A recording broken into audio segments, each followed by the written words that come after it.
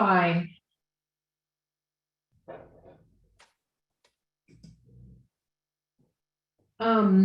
Good evening, everybody. I welcome those who feel comfortable turning on your cameras to do so. It's really wonderful for me to see faces, and I will try in those little postage stamps to draft off of your enthusiasm or boredom.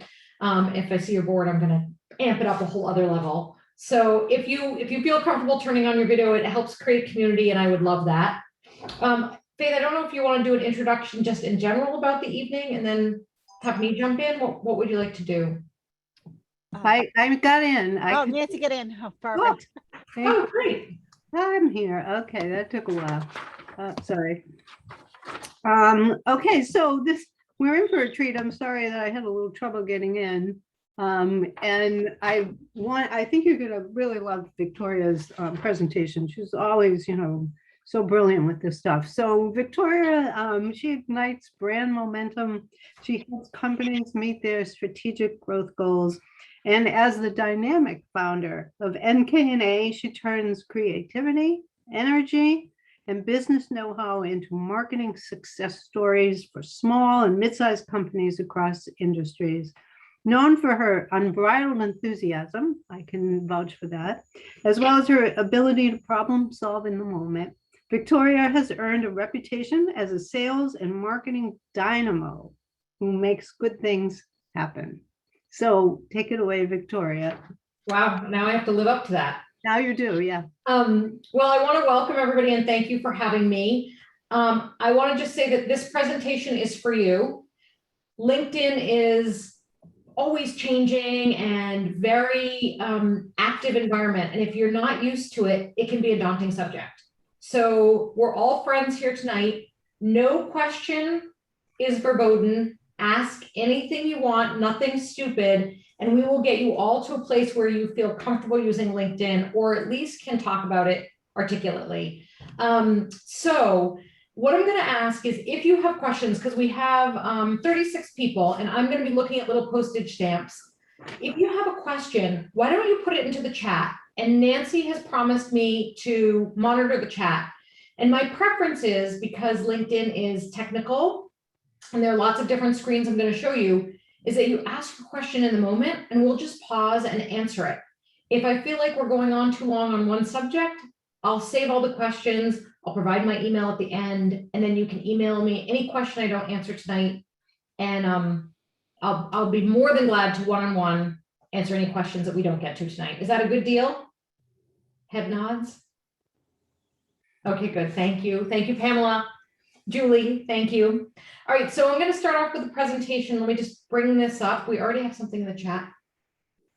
Oh, great. You can email Faith afterwards, and she will forward them to me. So let me share my screen.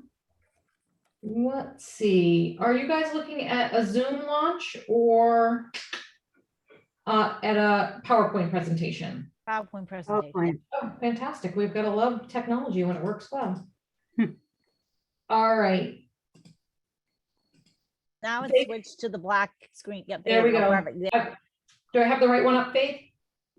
Yes, you do. Yep. Okay, fantastic. Thank you for your help with my technical presentation here, technical part of the presentation. All right, so we're going to talk about LinkedIn and the benefits of LinkedIn. And while I have this slide up, I'm wondering if we could bring up the survey that I sent you ahead of time. And I would hope we'll start off with, how often do you use LinkedIn? Is it possible to bring that up at the same time that I'm presenting?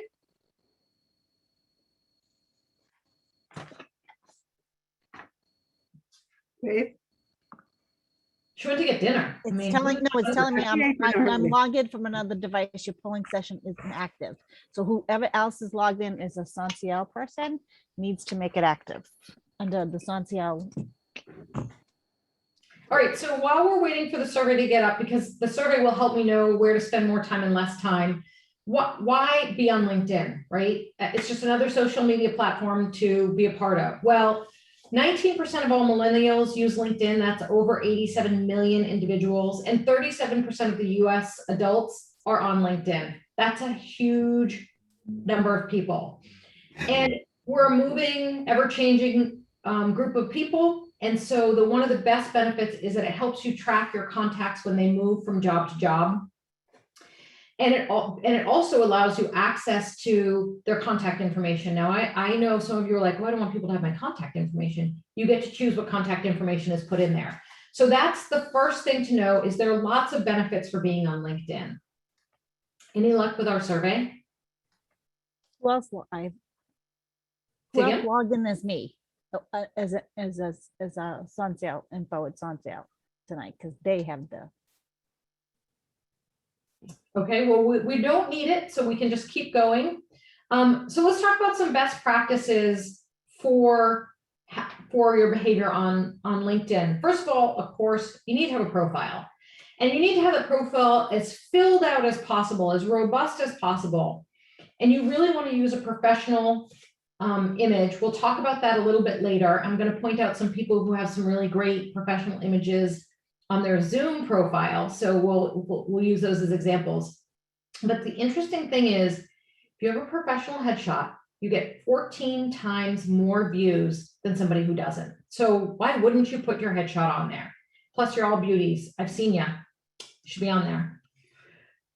Who do we connect with? So the interesting question that I always get asked is, if somebody reaches out to connect with me and I don't know them, should I say yes? And I always say it depends, right? First of all, you want to read their profile. I'll show you on LinkedIn. It will share with you where you can see who you have contacts that are similar. So I always suggest you look at that to make sure they're a real person and not a bot. If you're more cautious about who you connect with, then what you want to do is you want to say to them in a reply, why don't we chat on the phone real quick? And then we can decide to connect. And anybody who's not serious will disappear into the woodwork, and those people who are will want to connect with you. So either look at the people you have in common that you overlap with, or toss out the, hey, would you like to get together on the phone? You want to make sure the people that you connect with uphold your personal brand. So if that person who sends you an invitation is not really your cup of tea, then you want to make sure you don't connect with them. And don't worry, they will not see that you haven't connected with them. They'll just see that the invitation is open. They won't be able to reach out to you to send you any other messages or harass you. LinkedIn is really, really good about that. And you can always accept their invitation and then afterwards go in and unconnect with them, and they won't know. So there's no harm, no foul if you choose not to connect. Nancy, do I have any questions? And Nancy's on mute. I see now. I haven't, it's late. Will this recording be available to us afterwards? And no big questions yet. Okay, great. So let's talk about some basics here. I had a couple of surveys. The first one was, how often do you use LinkedIn? And the next one was, tonight, what would you like to learn? But since I don't know what the majority of you want to learn, I'm just going to go through the whole thing and we can go from there. So please make sure you chime in on your questions. All right, so the very first thing you're going to do, I always recommend when you're setting up your profile to do it on your desktop as opposed to a mobile device. It's just a lot easier. And this is what it's going to look like when you come to your profile, when you're going to set up your profile on LinkedIn. And the very first thing we're going to suggest you do is edit your public profile. So LinkedIn is going to give you your own unique URL, meaning that like www.linkedin.com / and then it will be a bunch of numbers and letters and super random and very long. Well, you can edit that and make it linkedin.com, that has to say the same / and then you put your name, Victoria Nesson or Nancy Nagler. You put your name in there, and then that becomes your unique URL. So when you send it to somebody, they're going to see your name and your URL. And it's just a nice courtesy to do. Oh, by the way, if anybody's double screening, you might want to bring up your LinkedIn profile on the other screen and follow along there. You won't be able to do everything that we're doing. And if you have your phone, I encourage you to go into your phone and look at the LinkedIn app, but no texting with friends or playing, word games. We're focused tonight, right, people? All right. Victoria, I have the survey results. Oh, good. So I will read them to you since they're not up on the screen. How often do you use LinkedIn? How date. often do you use LinkedIn? Yeah, how often do you use LinkedIn? And it looks like that's the most. People use it daily, mostly. Awesome. And that tonight I would like to learn a better understanding of what LinkedIn offers, how to optimize my profile, which got the most, and way to connect and expand my network, and how to look for a new job, and that was the least. So the Okay, most great. is, how to optimize my profile. Well, we're going to spend a lot of time there. Tonight's presentation, I will spend more time on LinkedIn. And we also have some questions when you're ready. Oh, great. What are the questions? Let's deal with them right up front. All right. So we have, is there a benefit to linking with people in other industries? Sharonda wants to know. Shawanda, is that the person's name? Sharonda. Absolutely. There's no reason why you won't cross-pollinate across industries or subject matter expertise. It's a great way to, when you have a question, you can put it out to a larger audience, and you never know who you meet and how they might be connected to you and what you can do for them and what they might be able to do for you. And Julie says, who can see your messages? Julie, I'm assuming you're talking about the messages that you send to one person, and only that person can see your message. If you're talking about posts, we'll get to that later and we'll talk about who can see those posts. If you have further refinement on that question, Julie, please feel free to pop it in the chat, and I'll get to it too. Okay. Susan, if you connected with someone who you thought was someone else, how do you graciously remove someone who responded without being rude? Okay, so you connected with somebody, they responded and said, I'm so excited to be connected with you, even though you don't know who they are, it was the wrong person. I would just stay connected to them, say thank you, and then find the right person. Because if that person is nice enough to send you a note or message, they're probably, first of all, you're not going to spend a lot of time with them. They'll see what you're posting and they'll probably realize, oh, maybe this isn't the right person for me either. So I wouldn't worry about that at all. Okay. Okay, that happens a lot, right? There are a lot of people with similar names and you think it's the right person, and it's why it's so important to have a profile shot, because if you have a name that might be common or a name that's hard to find, when people see the profile photo, they'll be like, oh yeah, that's the person I met. So you definitely want to have that profile photo to help people identify the right person. And Leona just asked, are you going to discuss how to set up your LinkedIn profile if you have two different jobs that you want people to see, my main job and my freelance work? So that is a great, who asked that question, Nancy? That was Leona. Leona, that is a fantastic question. So you always want one profile on LinkedIn, because when people search, they're looking just for you. On LinkedIn, you can put two concurrent jobs. The one thing you want to think about is professionally, would your main job be upset that you freelance? And so sometimes we see people who freelance not put up their freelance work because it might be not okay or taboo at their company. So it's the only thing you want to think about. But in your profile, you'll list your jobs, and I'll show you where that is. And you'll just list both and list them both as present, right? 2000 and whatever, or 19 whatever when you started, and to present. So it's totally okay to do that. The trick is which one gets put on top. So we can help you with that specifically. All right. Anything else, Nancy, before I go to our next slide? No, keep going. Okay, great.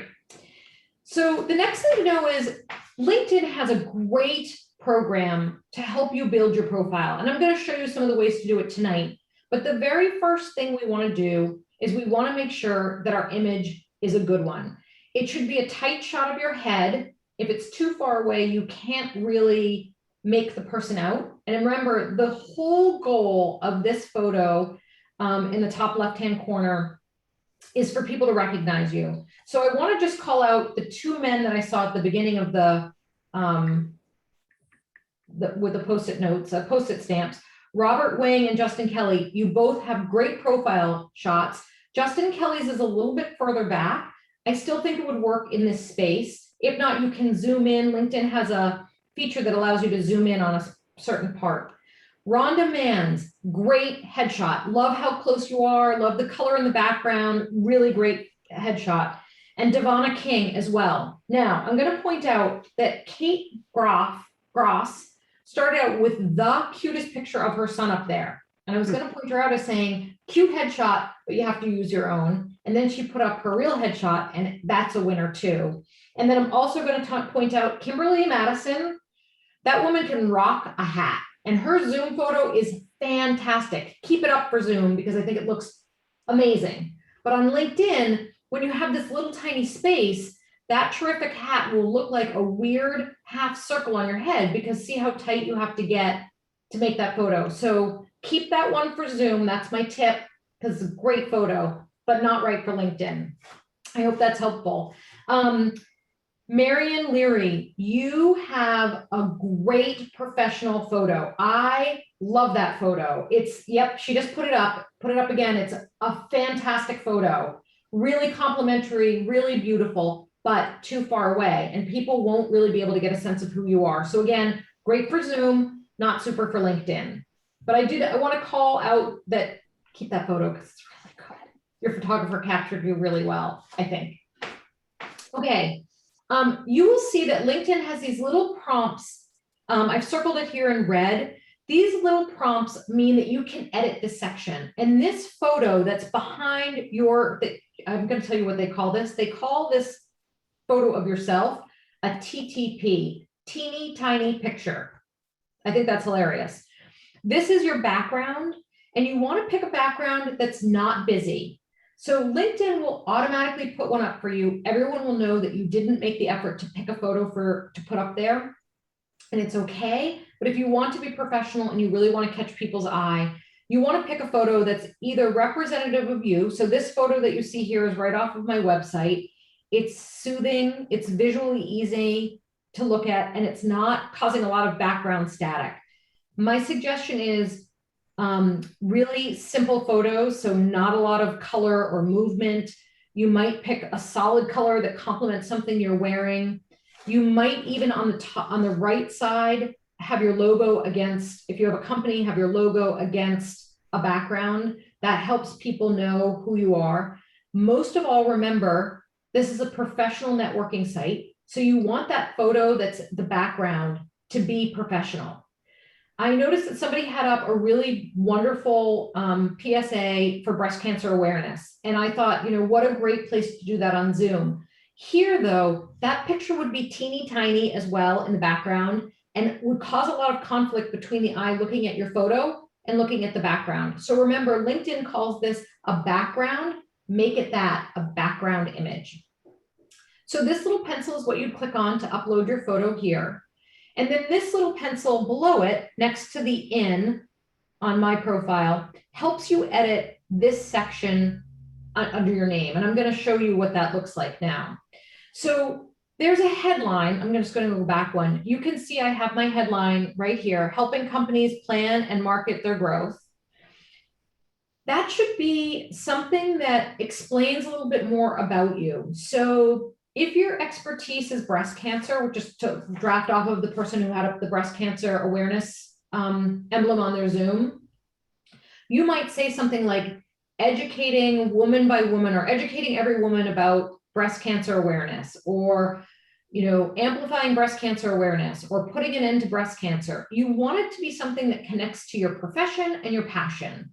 So if you were an accountant and you just wrote accountant, it's kind of doesn't tell people anything more about you. This is your opportunity to create that headline splash about who you are. So think about those words that really help people understand what distinguishes you from everybody else. Short and sweet. Underneath that, you're going to have your current position. So I forget the person's name who asked about their 2 different jobs. You might put your current title and you might put an ampersand freelance next to it. Nancy, I see that there are 14 comments, and I'm just wondering if I should pause to answer any questions. Well, some of them are just putting their LinkedIn addresses, so Fantastic. that's part of it, yeah. But we do have some questions, some new Okay. questions. Let's see. This is from Kimberly. Hi, this is Nurse Kay from the Bay Area. I tried to apply for a job, but it seemed that I was caught up in some type of beta testing segment. What do we do with this? A beta testing segment on LinkedIn? Kimberly, are you there? You want to explain? You want to unmute mute and tell me a little bit more? Can you see me? Yeah. Yeah, hi Kimberly. Yeah, hi. Yeah, it seemed like they were doing some type of test, but kind of went around and kind of in a loop. And it hasn't resolved itself? So this was a couple of years ago, and I guess that's Okay. why I haven't really used it that much. But yeah, so I guess they were trying to build it, or then So I think it every- changed hands, it was sold or something. I don't know. But yeah, so so I don't know if anyone else has experienced that, like there was like a little test going on or some type of. Sometimes LinkedIn will They're always try out improving. new elements to their platform, but they typically Right. do that with people who are super active, super users, to get them to give them feedback. I would suggest logging back in and seeing if you can get your profile set up. If you're in a jam and you can't, reach out to Faith, let her know that you'd like a one-on-one with me and I'll help you out. My profile set up, and this was a few years ago, like I said, and I was with this. I was working with this recruiter, nursing recruiter. So I don't know, but hopefully everything worked out. But I didn't move on and do anything differently. But okay, so I just wanted to see if anyone else had that experience or. Yeah, you know what I would ask, Kimberly, put your LinkedIn profile URL in the chat. And if people would just click on it and make sure that they can see everything for her, it might be good feedback for Kimberly to know that her profile looks good, or, you know, oh, it's oddly wonky and she should, you know, try and fix it. I think that might be helpful. Nancy, any other questions? Okay, great. Thank you. Thanks, Of course. Kimberly. Susan says I've resisted paying for an account even though I get invitations weekly, like many of us do. I have many memberships and associated fees. How will paying for an account benefit a professional who is not looking for employment? So ignore them. You're going to be fine without it. If we have time at the end, I'll talk about the different subscriptions that you can get. If you're doing a lot of lead generating, you're out searching for a job, you're responsible for development for an organization, you're really externally facing and trying to build your network, there is merit in the subscription programs. But if you're just an ordinary citizen wanting to connect with people, skip them. Just delete all those invitations. You're doing just great without paying. Anything else, Nancy, before I move forward? No, just a lot of LinkedIn addresses and people sharing. Okay, so you can see once you've clicked this button, this pencil, they're going to ask you all kinds of questions about your education, basically to get you started. And then it will prompt you on the next slide to say whether or not you're open to. Now, this is a new feature. The open to appears around the outer edge of your profile. Now, if you're looking for a job, you can click open to, and it will say open to employment. And then recruiters will know you're open to employment. You can also say open to connecting. So if you're out there and trying to build out your network or looking for a new job, you might, but you don't want people to know you're looking for a new job, you might say open to connecting. And then if you're a company that's hiring, you can put open to hiring so people know you have job opportunities. It's a great new feature that they have. You'll also see to the right of that, this add section. And this is where you start to put in your resume. And I apologize, I'm full of energy tonight because I'm excited to be with you guys, and I'm forgetting the people's names who wanted to know about freelancing and their regular job. In that section, you'll be able to put them, and LinkedIn lists things chronologically. So it will set up your resume for you. You can also, if you have a resume, upload it. So there are lots of different things. Again, LinkedIn will walk you through all of this. When you view your profile, you go into your homepage, you're looking at it from your perspective, not from the perspective I would see if I was looking at your profile. And on the left-hand side, in the left-hand margin, there'll be a little bar that will show you how far you filled out your LinkedIn profile. And you want to get that bar as far over as possible. Mine's 99.9% done. The one thing that's left is, do I speak any foreign languages? And I don't. And therefore, I can't answer that question because I only speak English. So that's the one thing left undone. So try to push your profile bar as far as possible over and use the prompts that that LinkedIn provides to you. So we talked about the adding sections, and then there's a more button that will be profile to build your resume. You can also do things like download your resume. So if you've spent a lot of time making your profile really sharp and crisp, but you want to download it because somebody wants a PDF of your resume, you can do that. Now, I'll caution you, the formatting of LinkedIn's resumes are, but all the information is there, all that effort you put into writing it and researching the dates and enumerating your accomplishments will be right there on a piece of paper. And you can transition it over to Word and edit away. So it's a really great feature to have that. Nancy, any questions? No, you're good. Keep going. Okay, so basically that's how you build your profile. And it seems daunting. It will save where you left off. You don't have to do it in one big sitting. You can take your time doing it. You can build it over time. But the one piece of advice I have is more is better. No baby photos, but more is better. So give your work history on there. Put your education on there. Show your interests on there. Connect with people. You want to make sure that your profile is as robust as possible. All right. We're going to go into some of the information you can get, and I'll talk about this in a little bit more depth later on.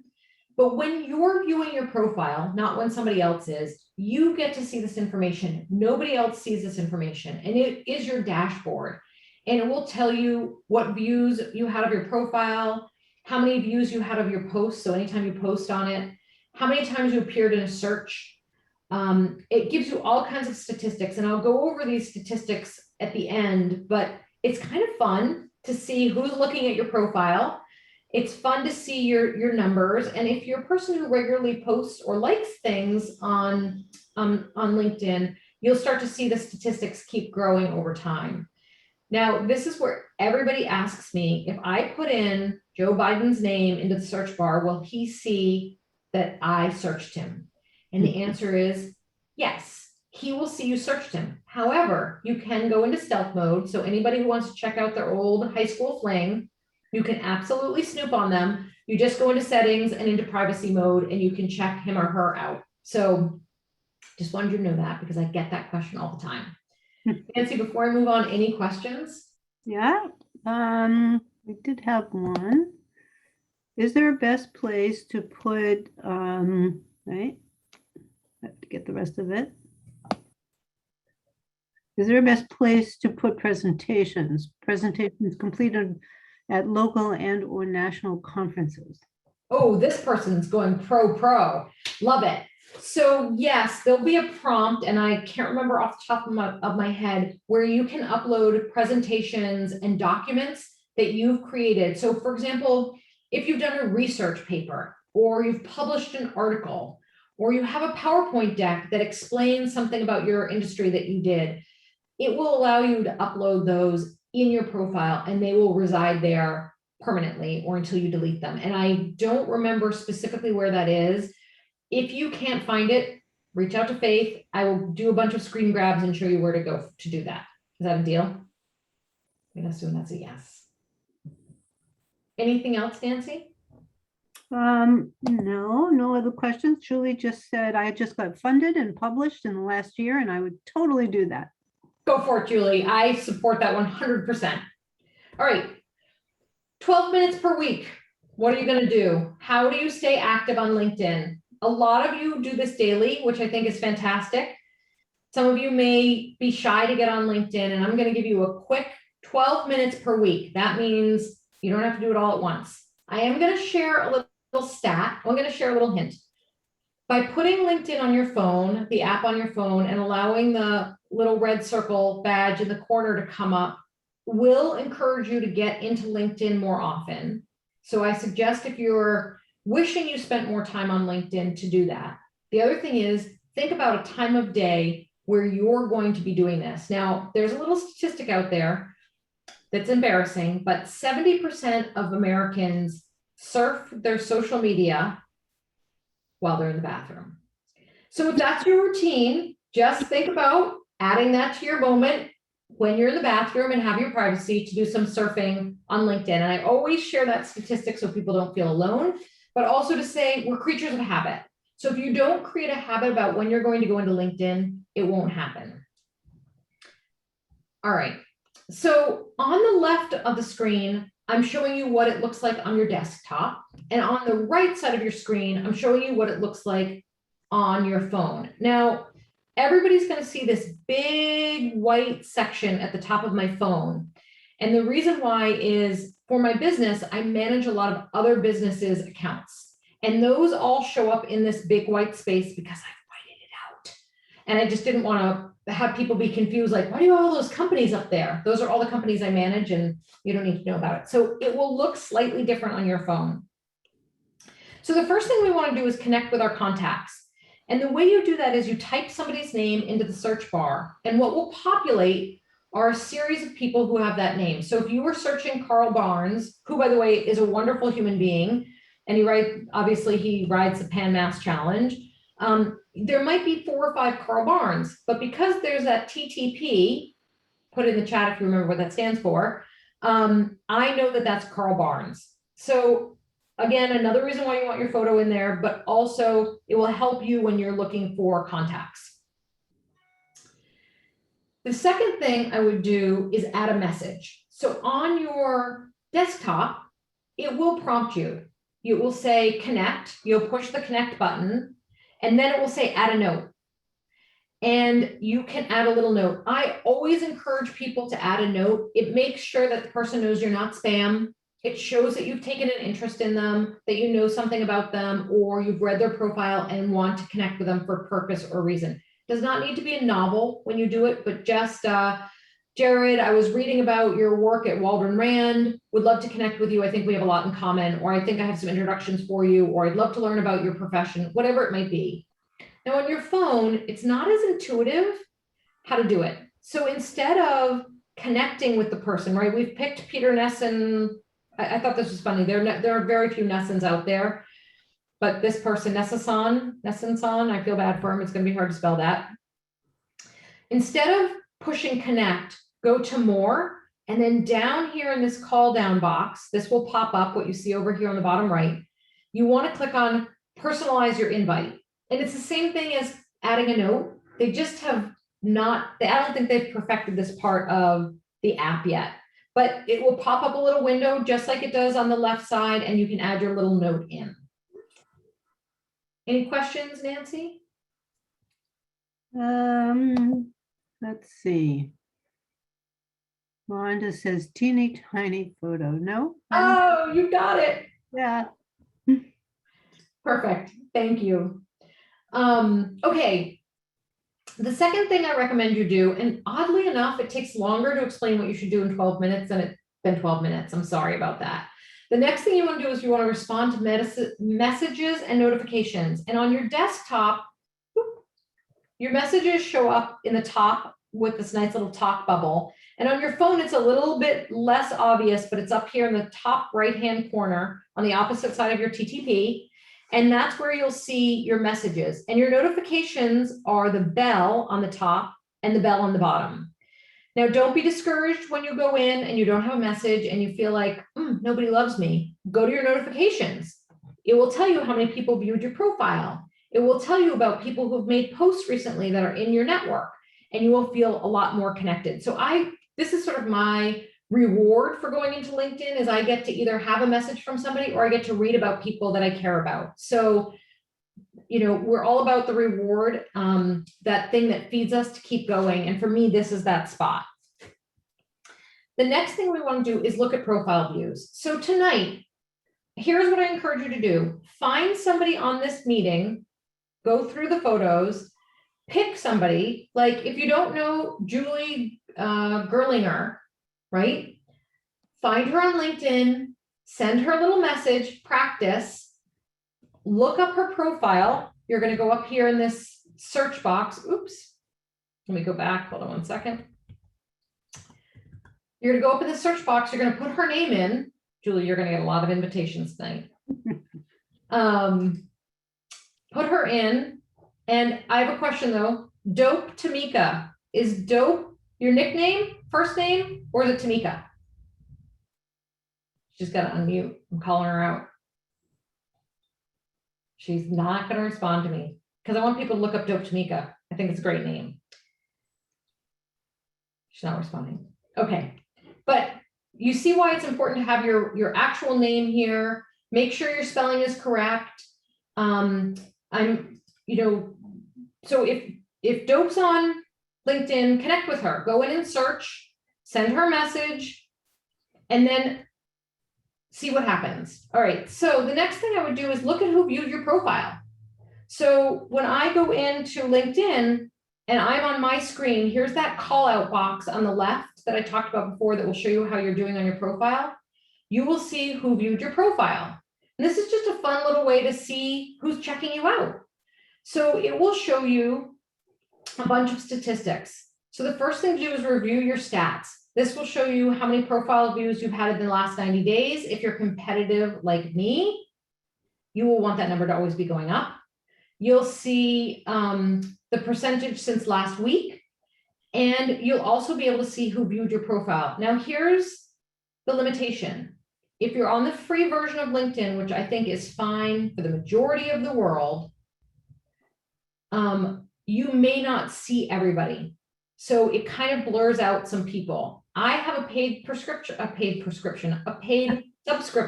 woohoo, and I can see 90% of the people who checked me out online. I'm hoping somebody's going to connect with Holly Shaw or Justin Kelsey, Juan Florino. Make sure you're connecting with these people. I don't want anyone to be left out. Everybody should have a connection when they go in their LinkedIn later on. It will help you. It will also prompt you. Profile views matter. Update your profile. Here's where it will tell you some more things you can do. It will also give you people to connect with.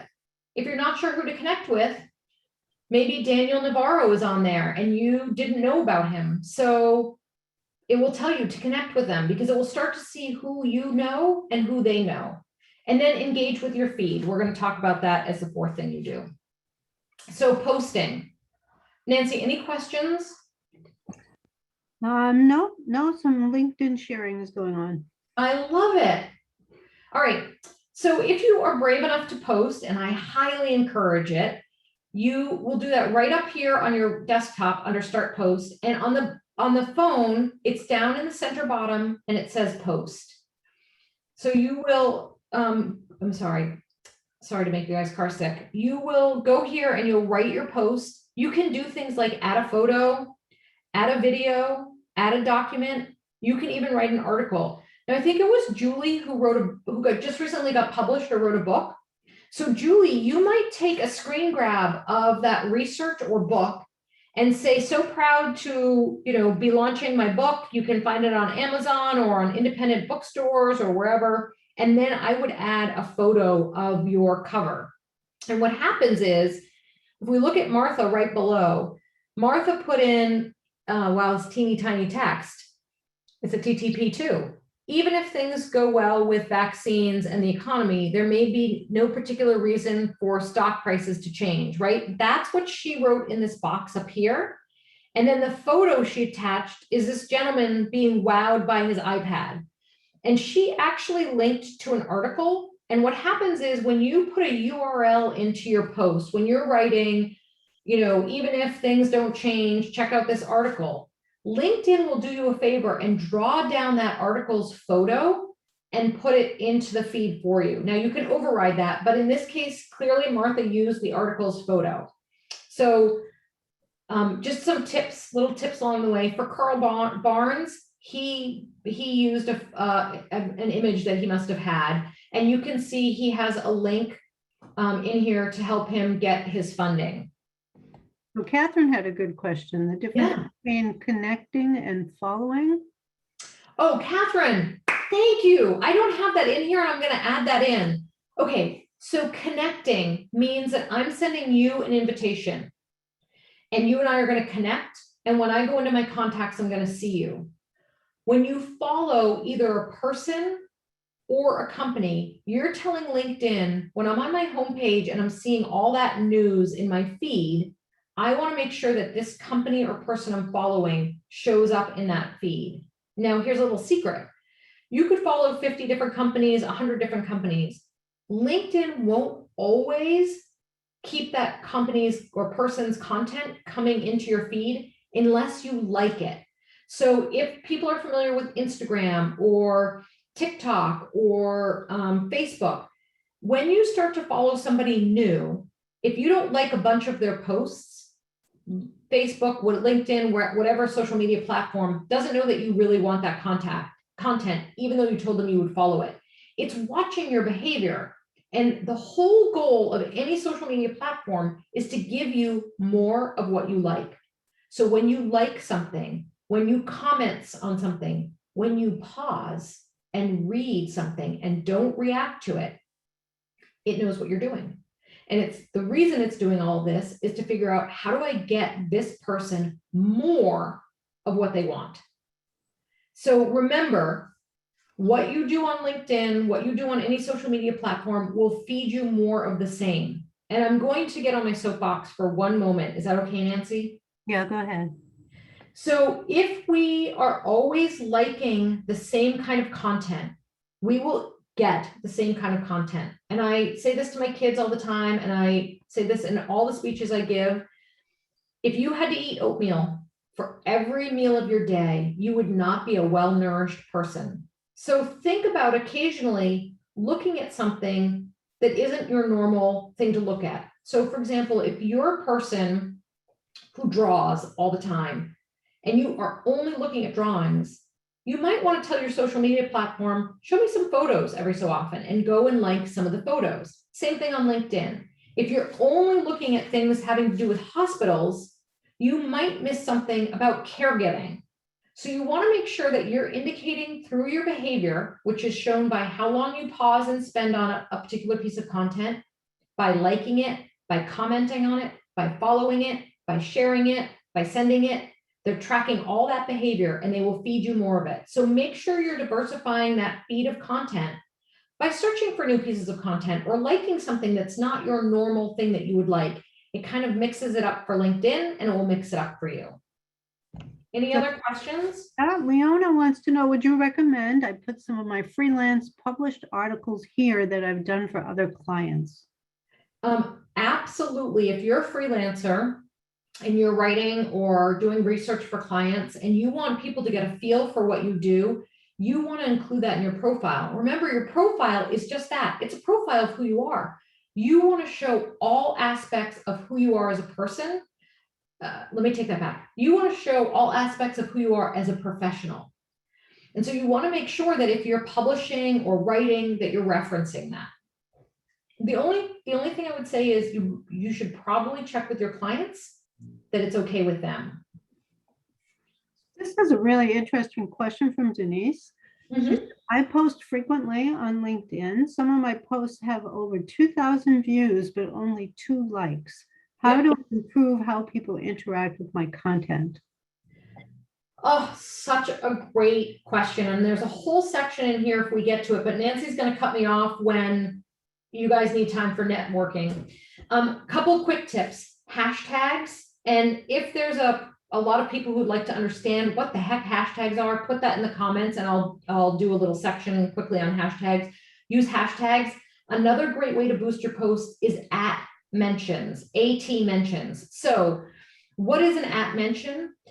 If you were giving a speech, let's say, and I was a friend of yours, I might say, I'm sorry, Nancy, this was Julie? Whose question was this? Who just asked this question? Yeah. This is Denise. Oh, I'm sorry, Denise. I might say, thank you @Denise. And when I start typing Denise, it will show me all the Denises I'm connected to. And then I would pick you and it will populate your name and a hyperlink to you. Thank you for the cheesecake you brought to our office. Our team loved it. I might hashtag cheesecake, let's just say.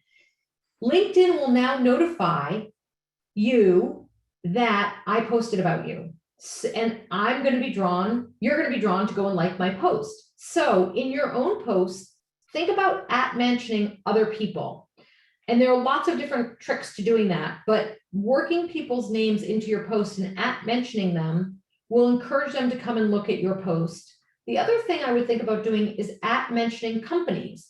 So if you read a really interesting article in the New York Times, you might say this article by @New York Times, and you populate the New York Times, really spoke to me because it talked about blah, blah, blah, blah, blah, blah, blah.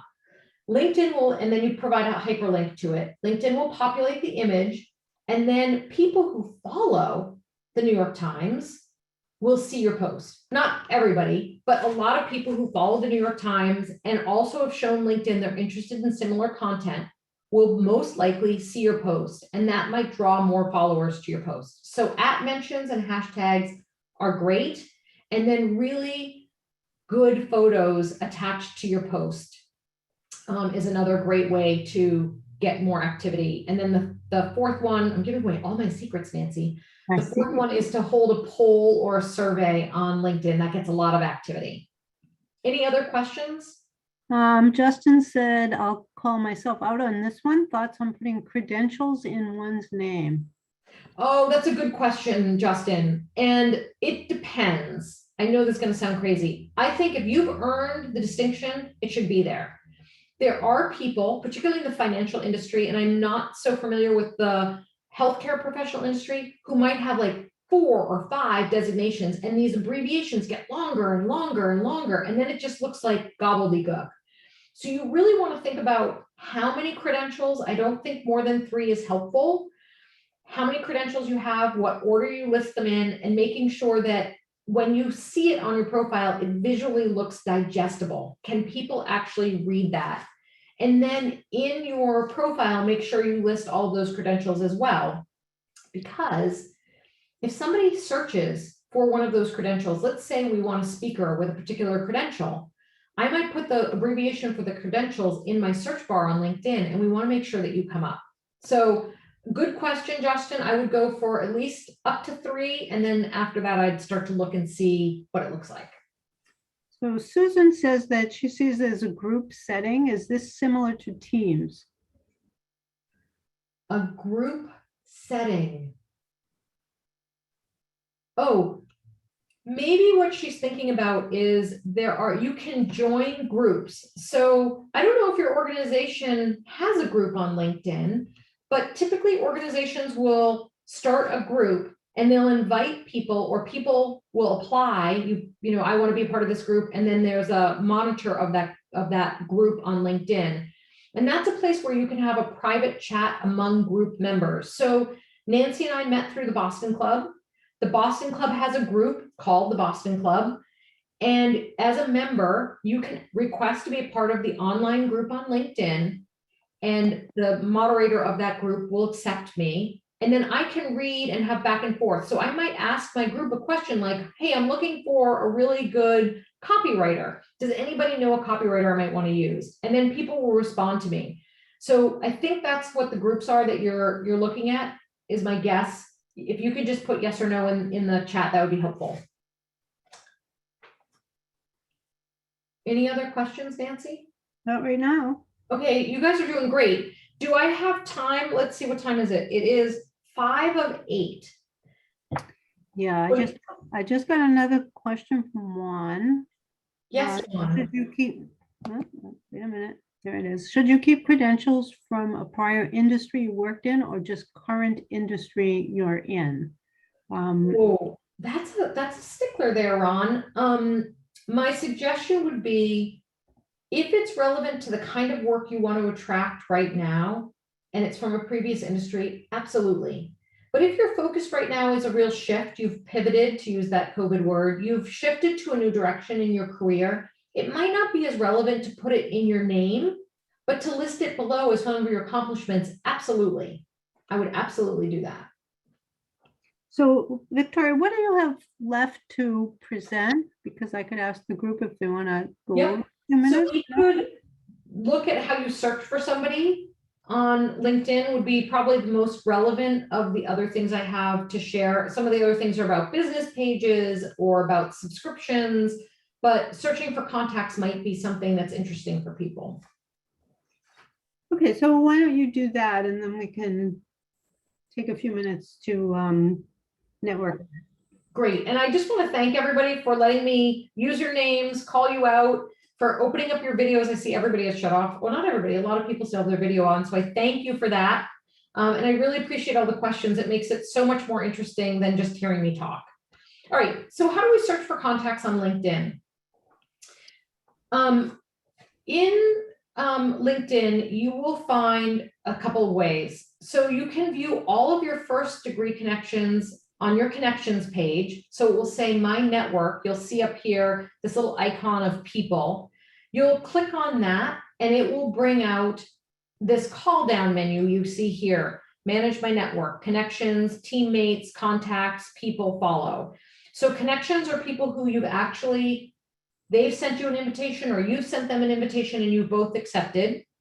Teammates are, if you work at a company, it will show you all the other people who have affiliated their LinkedIn profile with their company. Contacts are all the people in LinkedIn that you have contact information for. They populate that for you. And then people or follow, those are the people, somebody had asked that great question about following. Those are there as well. So you will either, when you want to search for first degrees, you'll go to your contacts, right? So connections mean, I'm sorry, I said that wrong before. I take this back. Contacts are anybody you've connected with and you both accepted. Connections are people that you have first, second, or third degree connections to. So the connections are going to be a lot bigger. Your contacts are going to be smaller. Does that make sense? I apologize if I confused people. So you can sort by recently added. So people you've recently added that you've connected with, by first name, by last name. And then LinkedIn provides these funny little filters that you can use. So you can search by people, you can search by first degree, which means you've connected with them one-to-one on LinkedIn, by location. So somebody earlier asked a great question and she was, I think, on the West Coast. If she wanted to limit her search just to the West Coast, she could put location. You could say that a current company means they're at a current company. Let's say you're offering freelancing because we have some freelancers on, and you're really interested in getting connected into a particular healthcare company. You can say, find me anybody who's currently at, and then you put in the company name. So we'll help you filter out everybody else.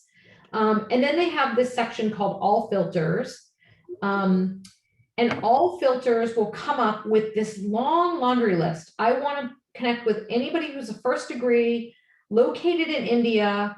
You don't have to choose their current company. There are lots of different fun filters in there. And if you're looking for a particular person, or you have a service or a book or something that you want to reach out to a series of people, and you're like, oh, I really wish I could figure out who in my network lives in this area, has this job title, you can do it right here in the all filters section. And I think it's really fun to play around with it. That's my other, endorphin rush, is going in there and being like, let me see if I can find a space where I don't know anybody. And I go in there and I just search. Actually, I try to find, because I do a lot of business development, or I'm looking for leads for my clients to think about, I can go in here and do that.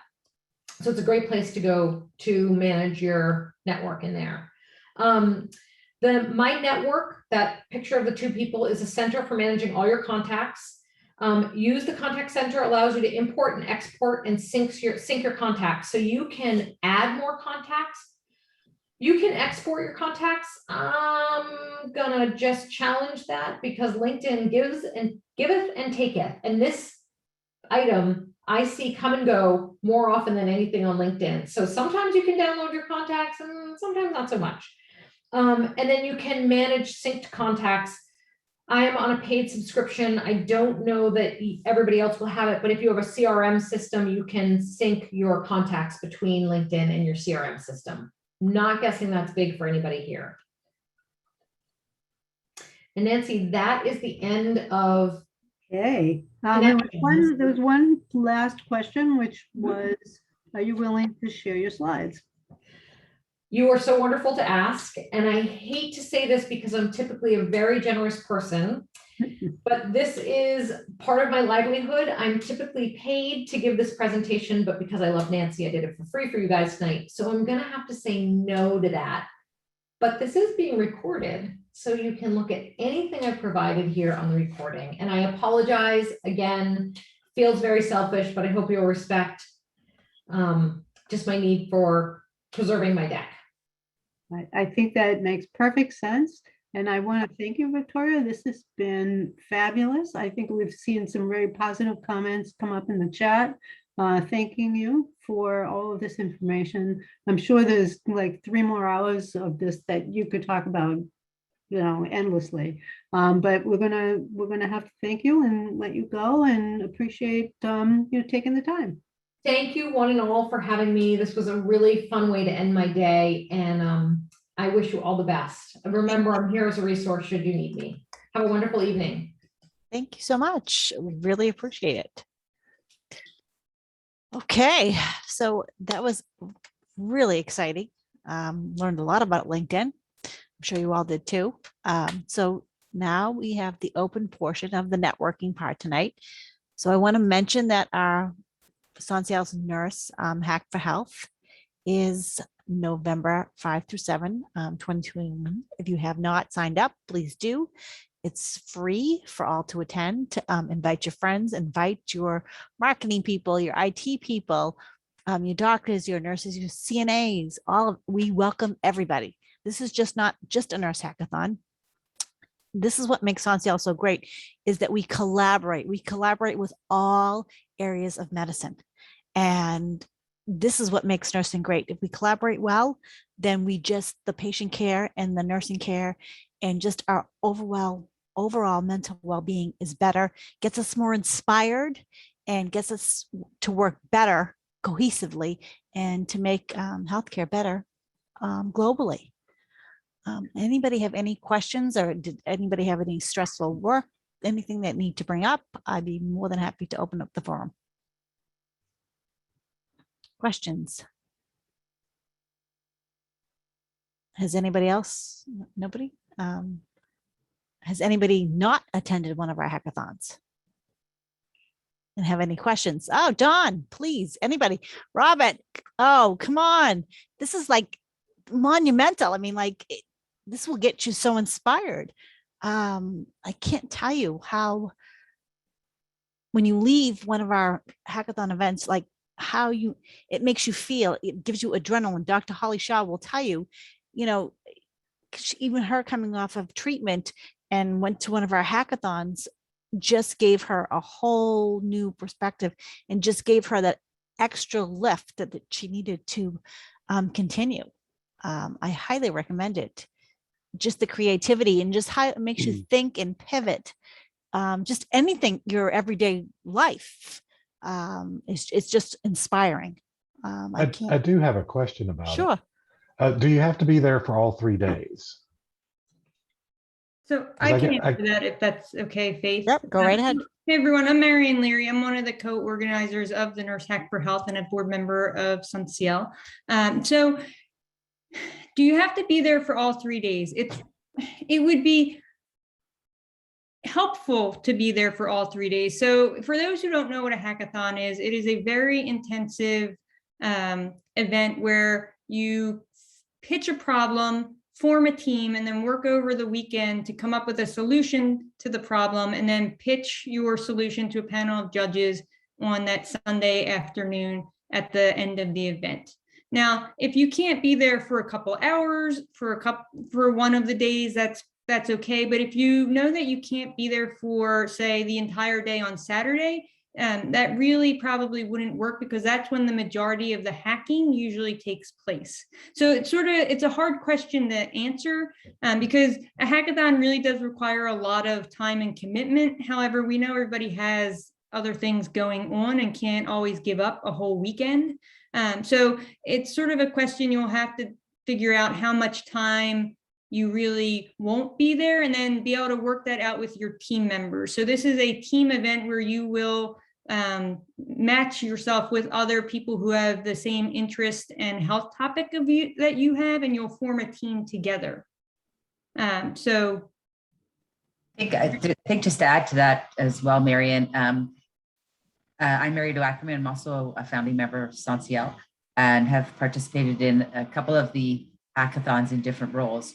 But I think the one thing that you'll find once you start on Friday night, you don't want to leave. And even on Sunday, you don't want it to end. There's so much energy and passion and excitement that happens at these events, just hearing how people are solving complex problems and with some great solutions. It's really, really inspiring and so rewarding to be a part of it. So. And this is a virtual hackathon, so maybe that will help with some folks who may not be there the whole time. You can step away from the computer as needed. We are doing a information session tomorrow, me and Hiam Nadell, one of our other board members and co-organizers. So if anybody has specific questions, we're going to do a short little pitch deck and then run through all the logistics of how the hackathon will run. And so that's tomorrow at 12 p.m. Eastern time. And that information is on the Nurse Hack for Health website. So you can look that up and register to attend. But I'm happy to answer more questions now too, though. Marian, this is Holly Shaw. I'm sorry, I had to lie down and I couldn't stay active all this time. Today I moderated a meeting for the NGO Committee on Mental Health, and yesterday was World Mental Health Day. And we were focusing on activists and advocates and in a way to honor their work, but also focus on their self-care management strategies. Because so often self-care is described as stepping away, cutting back, cutting down, resting more. And one of the hackathons you're referring to was kind of in the midst of COVID. So much was going on and I was recovering from surgery, and friends and colleagues said, "Are you crazy? You working all the time, you're healing and recovering. How can you possibly spend more time from Friday night to Sunday? That's insane." And for me and many others, it was total self-care. It was invigorating, it was stimulating, it was provocative, and it was really the best I could do for myself, rather than paint my toenails or get a massage or go out for drinks or something. So we're all busy. We have so many competing obligations, but I really would think of this as a way of self-care and something that is stimulating to the extent that it's enriching and not depleting. So it's not just an activity that's competing in your schedule, but really something wonderful you can do yourself. And I think we have to get away from thinking that, oh, the answer is less work and less giving, because sometimes that's really the most healing thing that we can do. And for me and many others, it certainly has been. So I just wanted to add that I wasn't looking for a job. I didn't have a great thing to invent, but it was really just a wonderful experience. I've done many now, and it's terrific, particularly in connecting with like-minded people. And we don't have that many opportunities to do that. So I would take advantage of this one. Thank you, Holly. I think the other little note we can say about this is a virtual one, which would be a great sort of preparation or experience to have before our next in-person one, which we are really hoping to have next year. So that would be give you a good taste of what a hackathon is like. And then the ones that are in person, you can take that experience and amplify it by about 10 when you get involved in these in-person events as well. Great. Does anybody have anything else that they want to speak about tonight or talk about tonight, or elaborate on their week? Have something that they, need feedback on? We're here to help you and navigate as much as we possibly can. Love to share something if I can. Sure. Hey, I'm Dawn. Pretty new here, but would love to share a resource that I have. I'm doing some outreach for a app called Happy, and they have paired with the American Nurses Association. So the American Nurses Association is offering free support calls for any nurse or any nursing student. It's a line that's manned 24/7, and it is for if you're whatever point in your day you're having a bad day, you're having a moment at work and you want to unload what's on your mind, you can call the number, and there is a support giver on the end that will be able to just listen to you for whatever you have. There's no rules about what you need to dump. It's confidential. Everyone is HIPAA compliant as far as what you need. So it's just a way it's a reactive outreach model for nurses or nursing students to be able to get some information. So I can put the phone number in the link in the chat, and I'll also put a link to the connection with the American Nurses Association. But something that they're finding is 1% of nurses are using the EAP, and the mental health, the ability to want to get mental health. We have so many other balls in the air that it's hard to take that time to go ahead and find the support that we might need. So what they have done is Happy's partnered with healthcare systems that are partnering with the EAP to do proactive outreach, to reach out to staff members at any level, to just call and say, hey, how are you doing? And they're finding incredible support in the connection that they're making, and nurses are reaching out to schedule future calls. And it's just one way for us to go ahead and, as nurses, start to get that mental health addressed before it turns into something physical, because what we know is that a lot of these physical life chronic illnesses could have been addressed in a mental, emotional, or spiritual illness, and then we wouldn't have to manifest into physical. So I can put that information in there, and if anyone has any questions, or if anyone's associated with any administrators that would like to talk about possibly engaging in something like this for your nursing, or I mean anywhere in the hospital really, I think at this point the issue with nursing is that we need to address is retention. And if a nurse were to get a call from this group, Happy, and they were to say, hey, we're calling on behalf of your healthcare system just to check on you, I think a nurse would be like, who knew that they cared at this point? So I think it's just a really interesting model to go ahead and be proactive in how we're caring for ourselves and for others. So if anyone has any questions, I'm happy to field those. Don, I think that's awesome in terms of building a sustainable workforce for the 21st century. I don't think we can ignore mental health issues. And I think, there's this sort of disconnect between, we talk about employee wellness and building these employee wellness programs. And yet I think there's often this disconnect between what we're trying to do in employee wellness and the very mental health of the employees that we serve. And we've got to build a tighter bridge between those programs and what's really going on in reality. Yeah, thank you. It's not just for healthcare, but the partnership with the ANA really validates what we're trying to do to address the problem with nurses right now. When we ask nurses, we've been doing a lot of questioning. We ask nurses, what do you need? They say they don't know. Because it's really hard to know what you need when you have these issues coming at you, not only just at work, but, I'm a nurse coach, and I coach nurses to empower them through their trauma after I wound up with PTSD after having COVID and nursing my family back to health. So the issue with the trauma is that numbness is not the absence of feeling. Numbness is the presence of overwhelm. And when we're feeling numb about where we are in life, it's hard for us to address other areas.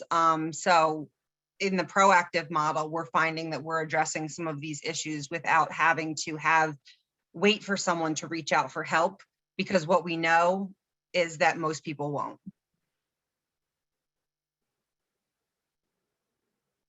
So very true, Donna. You know, the nurses are the most, we hate to ask for help. It's just the nature of, you know, we're the helpers, not the help.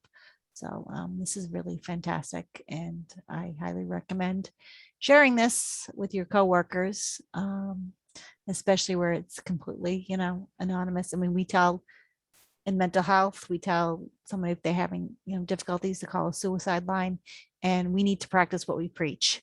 And we need to be there for our patients, and we need to reiterate that to our coworkers, how important it is to take care of ourselves, and that it's okay that if we have a bad day, and it's okay that we hate doing this job right now because it's COVID and all of the above. And it's okay that not having family members at the bedside, if that's, you know, we feel that too. So yes, encouraging that to our coworkers, and at least giving them a place to like vent that. And because, you know, we all hear that amongst each other, but just telling somebody else is, as you know, going to therapy or any type of mental health is just makes you feel different and validated. And I think that's what nurses need to feel right now, is very validated. Yeah, you know, we got to be heroes and all of that, but we're still heroes, and we're still doing this, and we're still walking in with N95s, and we're still having new restrictions and being told what we can and cannot do, and, you know, told that we have to be mandated this and all of this. And yeah, is this the new norm? Is this, you know, and watching our fellow nurses like leave the bedside who've been there for years, and who's going to educate those new nurses that are coming in that need those experiences and need to be taught all of this. It's just so many unanswered questions, and we need really good, strong, you know, cohesiveness at the bedside and in the healthcare unit, and on outside when they go home to help, you know, home care and all of that. So to lose one nurse is just, you know, how do you replace that? You can't. And it's heartbreaking. So this is really good to hear, because I hear from so many nurses how burned out they are, and just having somebody listen to them for 5 minutes can be really, you know, life-changing, and keeping them at their job or creating a new role or just something like that. So giving them inspiration and just listening for them to be heard, and not that they're weak, because they know they're not weak, because nobody can do the job that we do. And nobody knows except for us the sacrifice that goes behind what it is to be a nurse, and then how we put everything else ahead, and we put ourselves last. So thank you for sharing that. Tough job in the best of times. And I think now it's a tougher job, and it's good to see that there are resources for nurses. So thanks so much for bringing that up. I wanted to add, pipe in on that. You know, I'm not a hospital nurse, I'm a public health nurse.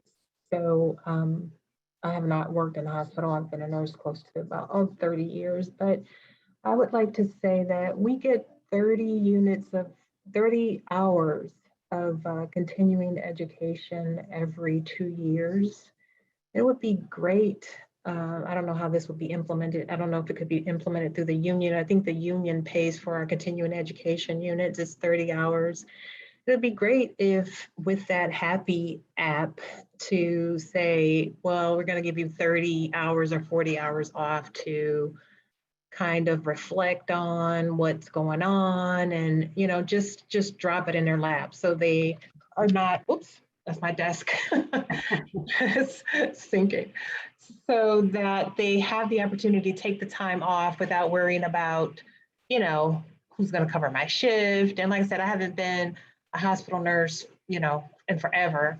But it seems like it would be helpful if they had that option to take some time off, maybe a week or a few days. You know, I'm always adding off days. Like I'll take a Friday off, so I'm off. Like I'll take a Friday and a Monday off, so I'll have like 4 days off. You know, but it just seems like you need more time to kind of reflect on what's going on. And to talk into the app and to vent is good, but getting that time off and knowing that you're going to continue to be paid and have your bills paid is, you know, adds another, you know, dimension to that and kind of decreases the pressure. I just wanted to add that. And that could be facilitated by a union or a mental health network. Probably more like the union would provide that. I just wanted to say that. No, I agree with you, Kimberly. And the thing is, and what I've seen, and when I was working in the recruitment section, and I at one point in time, and I used to say to all the nurse managers, they're like, "Oh yeah, you know, here in Boston," I'm like, and they would go to like a hospital outside of Boston and go, "Well, you know, I have all these aging nurses that are 50," and I'm like, "You also need to take new grads." I'm like, that is the biggest obstacle is like, you know, here you have like these nurses that have been working bedside and, you know, and encourage them and create a new grad program, you know, be welcoming, stop eating the new grads up and stop bullying them and stop, you know, hazing them. I mean, we are the only profession, which is crazy, that we have to sit through bullying. We're supposed to be the most trusted profession in the world, but we have, as nurses, have to sit through a bullying session because we're offenders. And what do we do? We offend the new ones that are coming in. And I think that has to change. And I think, and that's why so many nurses after 2 years leave the bedside. Go ahead, Julie. I would love to hear what you have to say. I worked in home health and I worked in public health. I couldn't get with the politics of the hospital.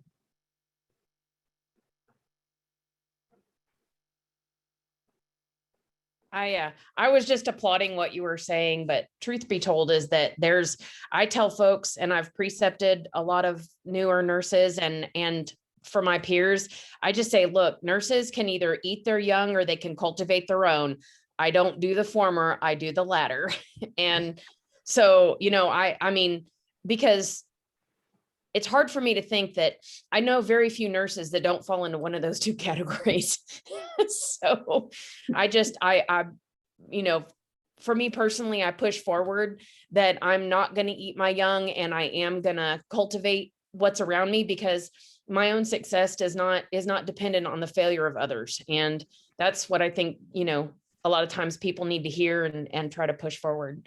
But no, I was just applauding what you were saying. And also you are so fortunate, Kimberly, to have unions. I live in Arkansas. We do not have unions. It is a right to work state. And let me tell you something. If you think the protections and the environment is bad already, try it in some of the areas that like, oh, you look funny today, you're gone. And they can do that and it's legal. Wow.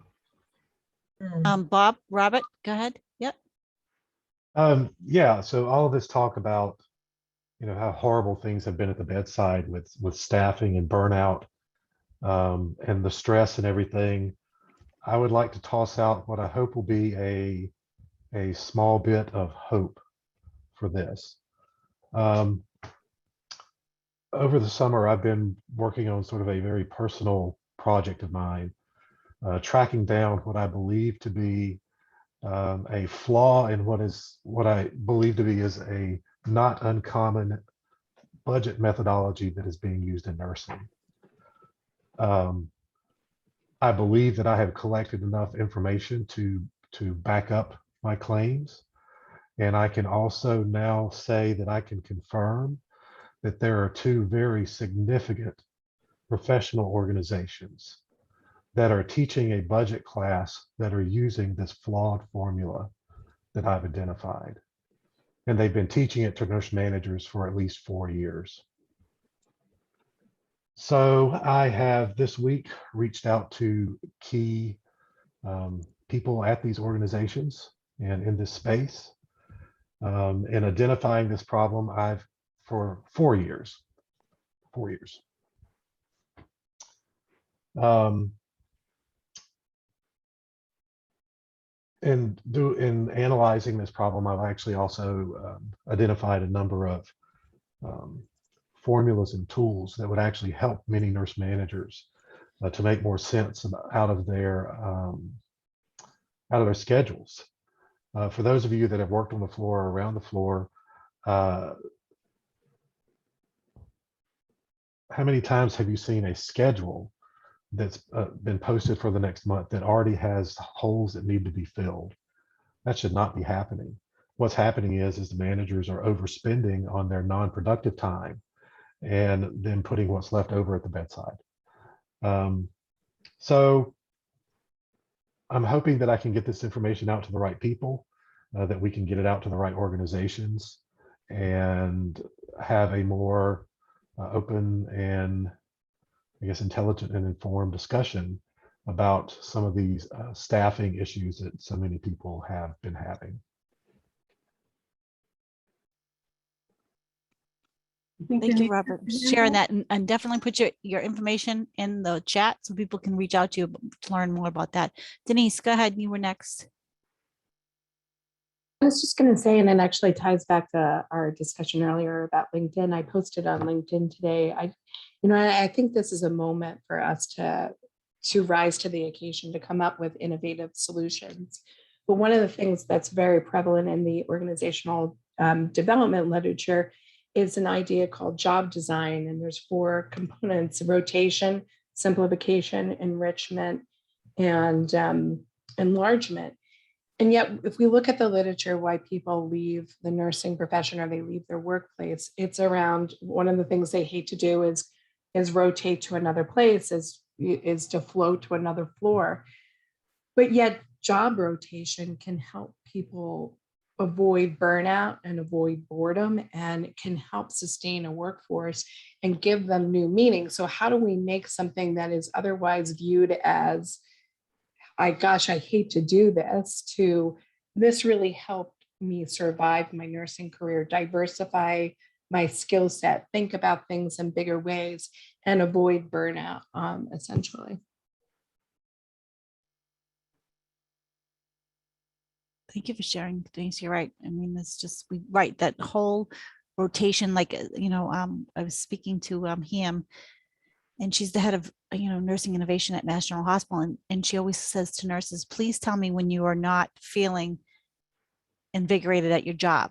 Like, that's the first thing she says. Let's try a different rotation. Let's try to put you somewhere else to, to maintain, to retain the staff that she has, because they already know the culture, the system, they can go work on different floors, and just because you're a labor and delivery nurse doesn't mean that you can't pick up a shift on a med surg floor for a weekend. Like, that needs to happen more. People just get into that rotation, I think, all the time. And I think we need to be more open to diverse roles. And it just, if anything, it gives us better, sharper skills.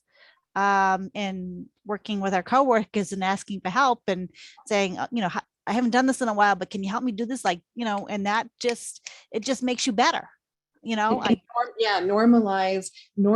going to another unit, normalize having a diverse skill set, and not using words that make it seem like a bad thing. Yeah, I totally agree. Like, I always used to, when I was working in the OR, people used to say to me, like, you work in the main OR, you work in the day surge. And I used to go back and forth all the time. And I'm like, well, yeah, because I could do, breast, all this, and I can do hips all over here all day long. But yeah, it broke up my day, and it just made me, learn more, and and I like working with different people. So, but that's it. It's now 8:30. Does anybody else have anything they want to share before we wrap tonight's session up? Okay, well, I thank you all for attending tonight and taking time out of your busy work schedules to join one of our meetups. I hope that you can attend our Nurse Hack for Health. If you can't in the fall, we will definitely be doing, hopefully, fingers crossed, we will definitely be doing one in the spring as well. Hopefully it will be in person. If not, it'll be a hybrid model. But We do have a couple of new things coming up in 2022 that we're working on, and we'll be announcing very shortly. So if we don't see you at the hackathon, you all have a great rest of the year. And we will not be having a November meetup because we have the hackathon. So our next meetup will be in December. All right. Thank you, everyone. And you have a wonderful evening. Thank you. Night. Steve, how do I think I might have Thank signed up you. for the hackathon, but I don't, is there a way for someone to let me know if I did sign up? Sure. Just shoot me an email. Okay, And I'll go through that's another website, and I got to log into another website to see. okay, But yeah, just shoot me an email. Say, hey, did I sign up for this? If not, I'll let you know. okay. What's your email address? It's at Faith. Uh-huh. All right, here again, faith@sonsiel.org. Awesome. Will do. Thank you Yep, so much. and exactly. No, like, don't ever hesitate. No question is a stupid question. Please. Everyone gets busy. We all do too. So Thank you so much. no problem. Have a great All right, night. guys, have a great night. Bye.